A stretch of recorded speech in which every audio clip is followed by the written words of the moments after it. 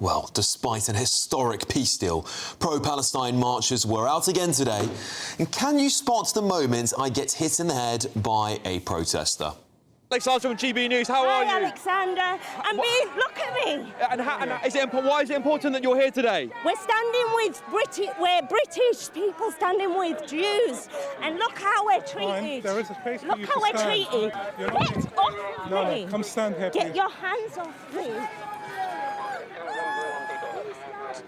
Why are we not allowed to stand for Jews? Stop. For what? This lady's trying to walk through here, counter-protesting. We're standing for British Jews. What possible reason can you arrest me? We're standing for British Jews. Are you anti-Semitic? Then why would you arrest me? Why would you arrest me? Because there's a space for you to stand. I stand for Jews. And there's a place for you. There's a counter-protest. We're not You can't stand in the middle of the protest. I'm saying we're making a statement. We stand for British Jews. Which is your right. It's always unfortunate when there's some sort of violence, but you can see there's a bloke who just sort of came around there trying to snatch the placard out of her hand as she was being escorted away by police. He unfortunately whacked me in the head while he was at it, then pushed me aside, but I did manage to stop him, thankfully. We did catch up with that lady later on. Getting arrested not that long ago, just down the road at the protest. Are you okay, first of all, and how do you feel? Yes, I was pushed on the ground by the Pro-Palestine mob, and then the police escort dragged me out of there, manhandled me, and then they accused me of assaulting them, so they arrested me. I says, I didn't assault anyone. He says, you did it with your arm. I says, how did I do it with my elbow if you had my hands? And he wouldn't answer the question. And then he said that if you go that way, then we will de-arrest you. I says, but can you tell me why I'm not allowed here? I says, what is it about my sign, which is British people stand with Jews? What is it about this sign that's provocative? Well, I was following you while the arrest was taking place. I got hit over the head by a man intervening. It's not your fault, but I got hit over the head with a man intervening, trying to also attack you as well. Did you feel quite scared? Well, the thing is, in the moment, if I am scared, I know it's scary, but if I'm scared fighting for my rights today, tomorrow we'll lose them. So we have to fight. We have to stand up and fight for our British values. We have to fight for the Jews. Look what happened in the synagogue. They're getting killed. We can't allow this to happen on our watch. And are you happy with Donald Trump's ceasefire? Do you think it's going to hold? I hope so. I don't trust Hamas.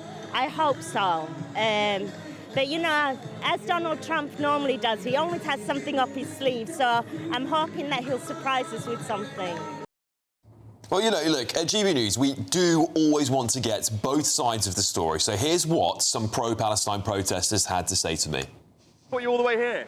To free Palestine. Where are you guys from? We're GB News. Are you? Oh dear. We just want to know what you've been doing. We're just asking why you're here. That's all. Well, your funding will run out eventually, so yeah. And what do you make of the ceasefire deal? While you have it. What do you make of the ceasefire deal? Israel will break it like it always does. And do you hope that Donald Trump will intervene if they break it? Do you have any hopes of that? Not really. And what do you hope by being here today? We hope to show solidarity with the people of Palestine who have been subjugated to terror, destruction, murder and death for 80 years. Are you hopeful for the ceasefire deal? I'm hopeful. Everyone is hopeful. But I've remembered every time when that ceasefire was broken, it was always broken by the Israelis. And that cannot happen again. And do you think there's any hope of a lasting peace? As long as you've got the people of Palestine and Gaza involved. I mean, we've got Tony Blair put in there as a peace envoy. Yeah, what do you make of that? I mean, for God's sake, was Satan having a day off that day? Yeah. Was he having a day off that day? So they said, hang on, we'll get his second in command, the war criminal Tony Blair. You couldn't make it up. It's like something out of a horror film. There should be an investigation into this government on how much they have aided and abetted a genocide, and they're still doing it. Our government is complicit in all of those deaths in Palestine. Even the Tories wouldn't do this, but for a Labour government, shameful. From the Green Party? Yes. Where are you from? GB News? No, don't talk to GB News. Why not? We just want to hear what you have to say, that's all. History tells us it's not going to be a peace deal. I'm only going by history. Do you think there will ever be a two-state solution? People don't want it. Both sides don't want it? I think one side wants it, the other doesn't want it. I think if Mr. Blair was to walk around here, I think you'll need a skip because the number of tomatoes that will be thrown at him. This is not a hate march. We've been slammed for 2 years. I've been coming on these for over 10 years. We're consistently called, you know, every name under the sun. There are multiple diverse people on these marches. There are Jewish blocks. If you look, they've got huge banners, Jewish blocks. This is not an anti-Jewish march by any means. What we're trying to do is save lives. That's where I'm coming from, and that's where a lot of people coming here are coming from. What do you make of the ceasefire deal? Are you content that it will do anything? I'm massively sceptical, and you'll have to forgive me for that because I'm an optimist and a positive person. But everybody involved in these talks, I'm sceptical about. I don't appreciate Hamas. I don't appreciate Donald Trump. My concern is for the people on the ground who've been slaughtered for 2 years. This is Shabana Mahmood's GB News, but... Oh, very strong language. I can't repeat her language for national television. She was so rude to me. I can't tell you, honestly. The words she was shouting at me across a crowd of people were just utterly dreadful. But of course, you know, you can see some sensible voices there mixed in with a lot of mad. We did make our way over to the counter-protesters who had some strong feelings about the march today, including one woman whose husband was inside the Manchester synagogue during the terror attack. Seeing calls for jihad, calls for intifada, and last week the fruit of those calls for jihad came true when a man literally called jihad went and murdered 2 Jews in Manchester. It's important that every decent moral person stands up against this hatred that we're seeing rise via the Pro-Palestine movement. As an Iranian, I'm just so sad that we have so many brainwashed people on the other side siding with jihadis and terrorists because they don't know the realities of living on the Islamic Republic or under terrorism. On David's home at Yom Kippur, there's a knock at the door from a neighbour and she said, tell your husband not to go to the synagogue. It was agonising. The only bit of information we got was a photograph from a news clip on the television. At that point, we knew he was okay. He was helping to hold the doors. And he saw that face. It was evil. He said it was like staring into the eyes of evil. Do you think the Prime Minister and the government did a good job after the attack? Do you think they've done enough to protect Jewish people? Just words, isn't it?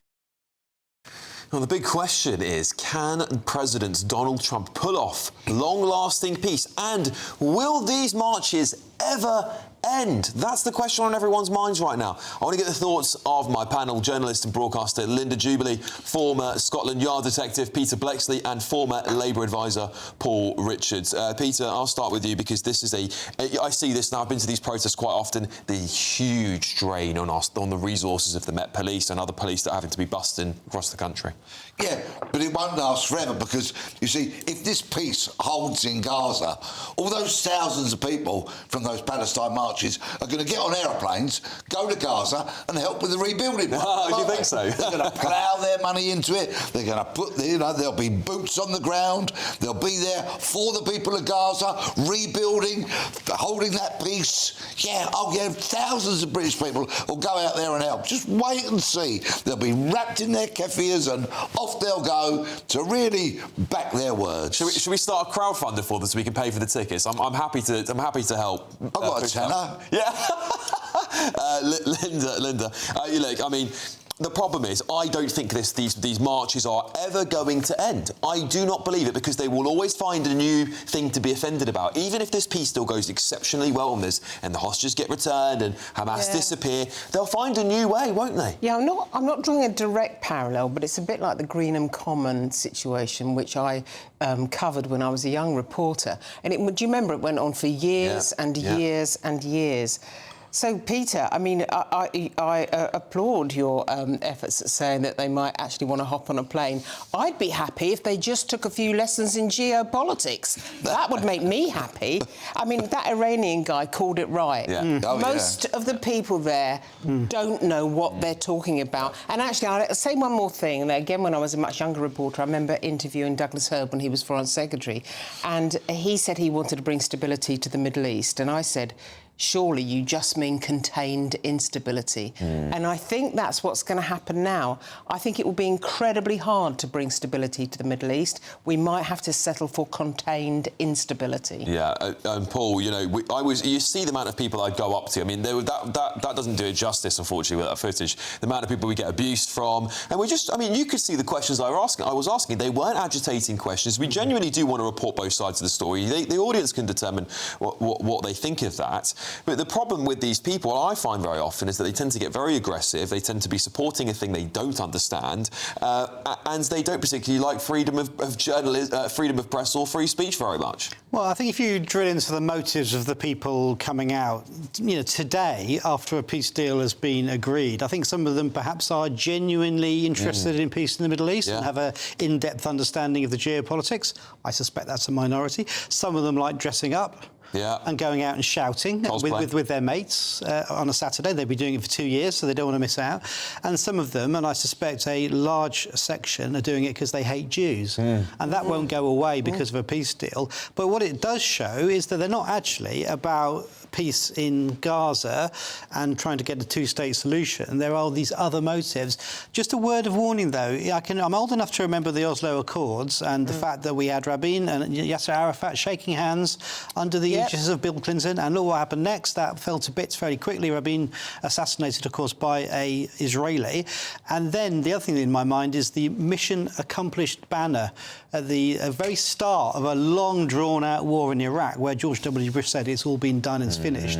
And the danger is, I think we're at that same moment of triumphalism, because I don't think we're anywhere near that. Yeah, Peter, final thoughts from you on all of this. Do you think we're ever going to see an end to these marches? As I've said to my kids on many an occasion, there's never been peace in the Middle East in my lifetime, despite all the false starts that Paul and Linda have alluded to.